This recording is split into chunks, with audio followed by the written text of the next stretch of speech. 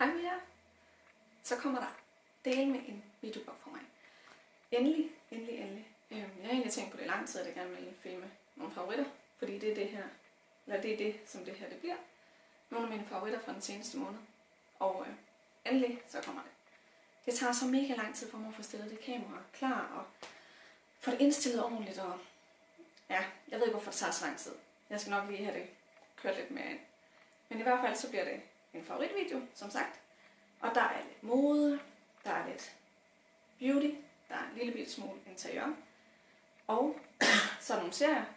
Og så er der selvfølgelig også lige en lille bitte smule baby-serier. Men lad os bare starte. Den første ting, det er denne her jakke fra Zara, som jeg købte, da vi var i Frankrig, og min kæreste vi var i Cannes. Der var jeg nede i en af deres Zara-butikker, og jeg havde egentlig udset mig den på forhånd, så jeg skulle bare ind og finde den og prøve den, og se om den fungerede, og det gjorde den. Så den er virkelig god. Jeg tror, jeg kommer til at bruge den en hel del til efteråret, fordi den er rimelig tyk, så det kræver lige, at der er lidt koldere, for at jeg ikke koger totalt over. Så, den var rimelig billig. Den er fra deres basiskollektion, og den koster omkring 500 kroner, tror jeg. Så den er fin. Så er der lidt skønhed. Der er blandt andet denne her hårmaske fra Maria Nila, som er virkelig god. Den giver håret rigtig meget fugt, og jeg har allerede brugt egentlig meget af den, som man kan se. Den er lækker, og den er tyk, og den fedter overhovedet ikke, den tynger ikke håret, og det er noget af det, der sådan er virkelig vigtigt for mig. Og så indeholder den ikke alle der sulfater og parabener og ditten og datten. Så det er jo bare plus. Og jeg synes, at den gør virkelig noget godt for mit hår. Altså den får min hår til at virke lidt mere glansfuldt, og samtidig så synes jeg, at den får givet det noget fugt. Fordi jeg føler tit, at mit hår sådan i spidserne er meget tørt og sådan lidt høstakagtigt. Så den er meget god. Så har jeg noget, der nok særligt er til os gravide. Det er den her Veleda strækmærkeolie. Det her står godt nok lige på tysk. Jeg ved ikke, jeg har lige købt den ny, og så kom den på tysk. Men det skulle altså være en olie, som forebygger strækmærker. Og jeg ved ikke, om det helt ærligt gør en forskel. Men man er sådan rimelig desperat efter, eller i hvert fald villig til at prøve at gøre en del for at undgå de her famøse strækmærker. Så jeg smører og har gjort det, siden jeg blev gravid. Og den her, den dufter dejligt, og det er den, jeg sådan har læst en masse godt om. Blandt andet.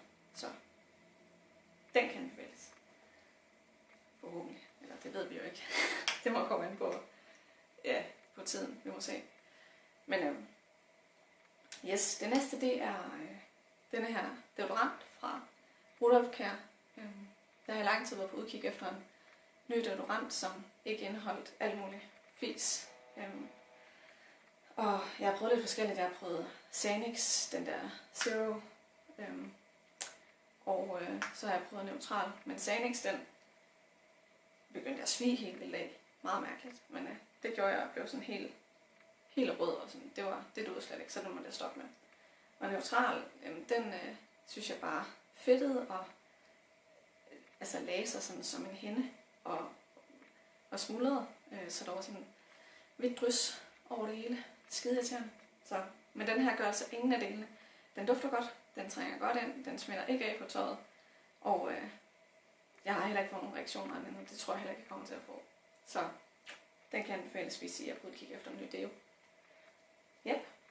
Så har vi lidt bolig. Det er det her bestik. Det går godt. Det her fra, Christian Bitz, som han har lavet. Og jeg faldt bare totalt over det, da jeg så det for ikke så lang tid siden. Og jeg tror også, at nogle af jer måske har lagt mærke til, at jeg har brugt det en del på nogle af mine billeder på Instagram, men også på bloggen. Og det var ikke særlig dyrt. Det koster omkring 50 kroner per del, tror jeg. Nu skal jeg ikke lige love for meget, men det var i hvert fald ikke særlig dyrt. Og jeg synes, det er rigtig, rigtig fint, fordi for det første har det jo en lækker farve. For det andet, så har det også noget tyngde, noget gods. Og det synes jeg tit er problemet, når man skal finde nyt bestik, det er, at det ikke har nok tyngde, hvor kniven den er så let som som fjer, og det synes jeg ikke fungerer. Så det er rigtig, rigtig godt. Når jeg glemte at nævne en anden modefavorit, og det er den her kjole, jeg har på fra Stine Goya, som er virkelig god til maven. Kan I se? Og den købte jeg i forbindelse med, at vi skulle til min svigerforældres 60 års fødselsdag, eller 2 gange 60 års.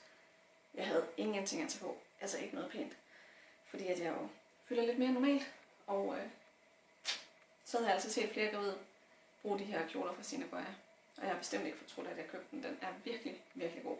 Den strammer ingen steder, og den sidder bare behageligt, og er flot med strømpebukser indenunder, til når det bliver lidt koldere. Sådan tror jeg nærmest, jeg kommer til at leve i, har jeg på fornemmelsen. Den koster 1.400 kroner, så det er selvfølgelig lidt peberet, men det, jeg vil sige, at det er pengene værd. Så, og hvis den ikke er alt for slet, så håber jeg også, at jeg kan bruge den efterfølgende, når maven er væk. Så yes. Nå, og nu hvor vi er ved mode, så kan jeg også lige vise en lille bitte babyfavorit. Det er denne her cardigan fra H&M's Baby Exclusive kollektion, som næsten lige er udkommet. Der er mega mange søde, fine ting. Og den her, den faldt jeg altså pladask for. Jeg har også købt et andet fint sæt, men det får jeg se en anden dag. Og den her farve, synes jeg bare er så sød. Så den glæder mig til, at vores lille trold skal jeg få en dag.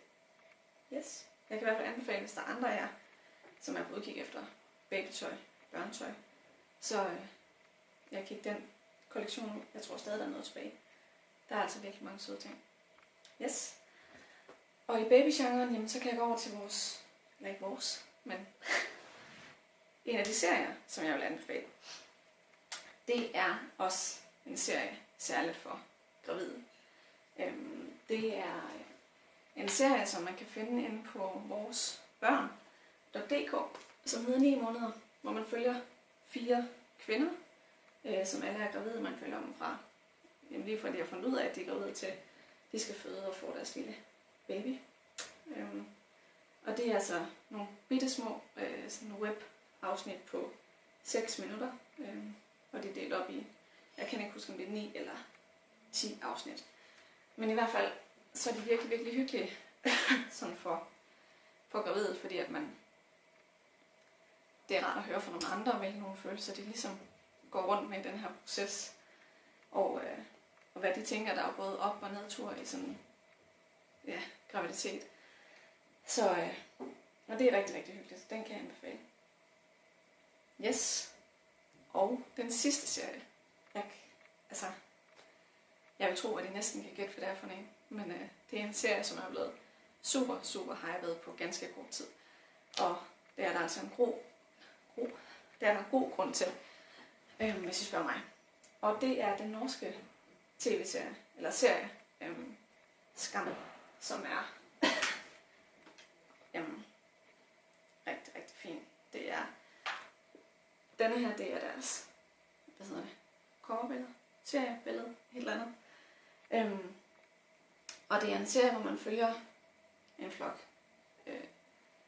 gymnasiepiger særligt, og hvor den er egentlig meget, meget simpel.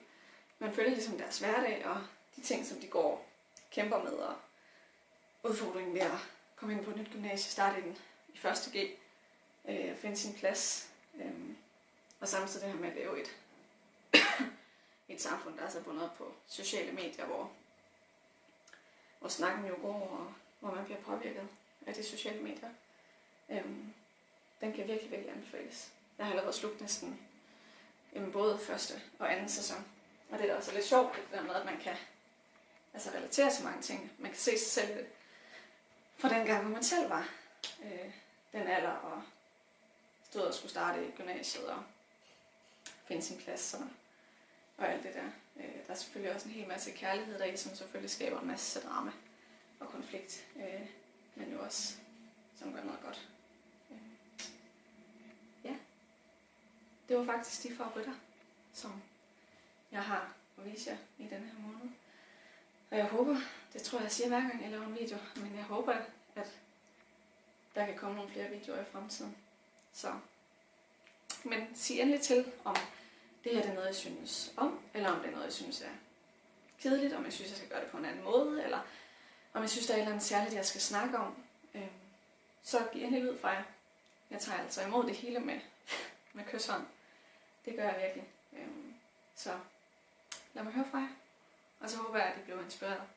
Vi ses. Hej!